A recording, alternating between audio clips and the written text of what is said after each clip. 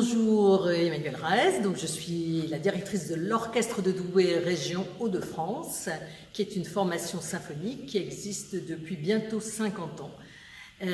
Formation symphonique donc de 50 à 60 musiciens, selon évidemment le répertoire interprété, composé de musiciens de la région Hauts-de-France et qui ont cette particularité de ne pas être permanents chez nous dans le sens où ils ne sont pas mensualisés, mais ils sont recrutés au projet.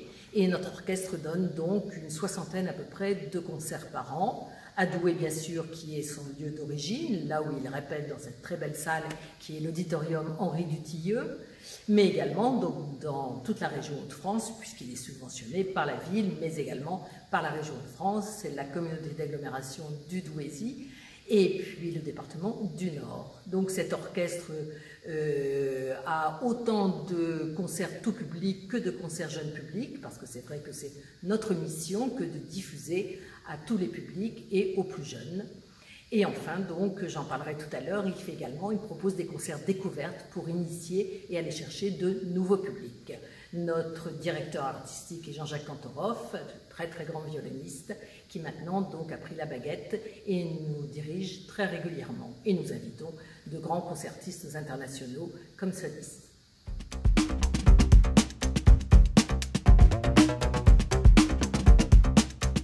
Le domaine de la musique classique est évidemment très très large, puisque je dirais que la musique classique a toujours existé depuis les plus anciens, depuis les Grecs jusqu'à nos jours, mais c'est vrai que de manière générale, le répertoire de musique classique s'étend, disons, de la musique baroque jusqu'à la musique contemporaine. Et avec de très très grands courants, bien sûr, la musique baroque, donc Bach, Lully, Handel et autres. Ensuite, donc, la musique classique, alors évidemment avec Mozart, qui en est un des plus grands représentants. Et puis ensuite, donc, la musique romantique, donc là, évidemment, avec les Chopin, Liszt. Alors, il faut placer Beethoven entre la musique classique et la musique romantique. Disons que Beethoven est le premier romantique, il est pré-romantique. Et ensuite, donc évidemment, des compositeurs comme Brahms, par exemple, qui sont une des grandes figures majeures. Ensuite, la musique moderne, qui est la musique du XXe siècle, avec évidemment en France, Ravel, Debussy, Fauré, qui sont les très grands noms de compositeurs français. Et puis la musique donc, que l'on dit contemporaine, c'est-à-dire la musique écrite par des compositeurs vivants, donc musique de nos jours, mais qui revêt bien sûr de multiples aspects.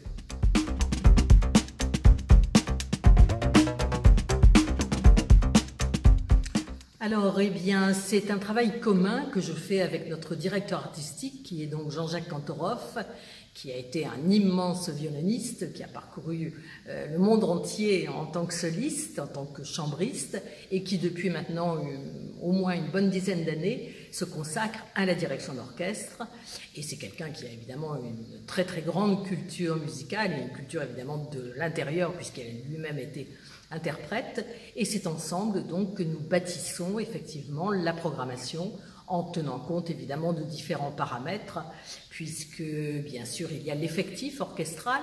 Notre orchestre symphonique donc revêt une moyenne de 50 à 60 instrumentistes, mais il est vrai que ce nombre fluctue en fonction de l'œuvre qui est interprétée.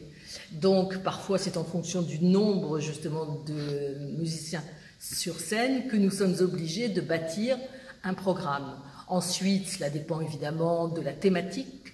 Et par exemple, cette année, ce sera une saison filiation, donc la filiation à la fois d'artistes, mais également de compositeurs.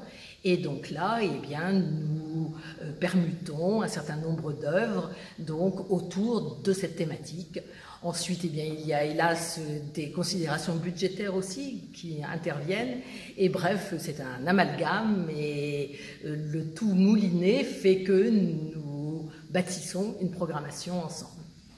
La programmation se fait évidemment également en fonction du répertoire que l'orchestre a déjà joué ou non. Et il est vrai qu'il faut qu'il y ait un certain turnover dans les œuvres pour que nos musiciens ne s'ennuient pas et ne rejouent pas évidemment 3 fois la même symphonie de Beethoven sur la même année. Donc il y a un certain turnover, je dis bien, et aussi en fonction de leur intérêt pour tel et tel compositeur, pour équilibrer évidemment, et pour notre public bien sûr.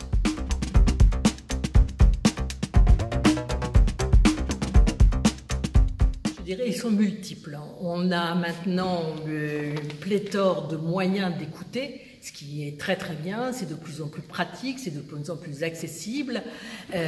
Avant, on était forcé de se rendre dans une salle avant le concert pour entendre de la musique. Maintenant, on peut entendre sur n'importe quel support, que ce soit effectivement un fichier informatique, un CD, un DVD. Donc, eh bien, multiplier les différents supports, multiplier les occasions aussi. Il est vrai que la musique classique est, je dirais, permanente partout, dans les hypermarchés comme fond sonore. Elle est aussi la musique de film, et c'est vrai qu'elle est très très présente et que beaucoup de cinéastes utilisent des œuvres classiques, donc surtout prêtez l'oreille lorsque vous allez regarder un film parce que, eh bien, elle contribue évidemment fortement à l'ambiance de ce film. Elle est présente également sur les radios, elle est présente maintenant sous des formes multiples et notre orchestre par exemple propose depuis 2 ans ce qu'il appelle des concerts découvertes pour justement permettre au public qui n'a pas eu forcément cette culture, eh bien de découvrir sous un format concentré d'1 heure de musique avec présentation. Et bien justement, cela permet au public de découvrir les compositeurs, le répertoire, les instruments de manière assez ludique puisqu'il y a une présentation et c'est vrai que c'est important parce que ce sont des clés d'écoute qui rendent la musique accessible à celui qui n'a pas encore une fois eu l'occasion de la découvrir.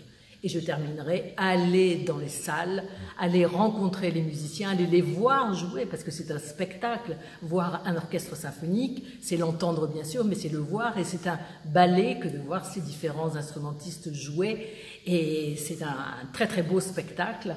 Donc surtout, voilà, oser franchir les portes d'un auditorium, d'un opéra. Il y a de plus en plus de concerts accessibles au plus grand nombre, donc surtout n'hésitez pas et ne pensez pas que la musique classique est réservée à une élite de connaisseurs ou d'instrumentistes. Pas du tout, on peut apprécier autant sans avoir la moindre culture musicale. Le tout est d'oser franchir les portes de nos nombreuses structures culturelles.